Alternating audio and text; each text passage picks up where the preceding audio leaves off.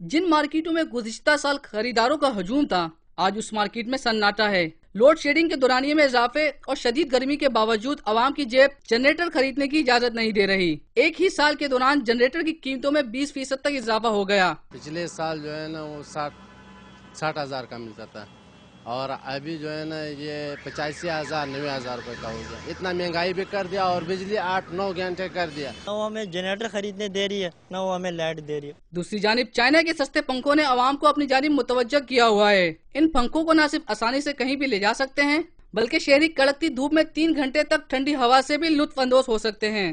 یہی نہیں، رات کی تاریکی میں یہ پنکھا ایمرجنسی لائٹ کے طور پر بھی استعمال کیا جا سکتا ہے۔ بہت بہترین پنکھا ہے۔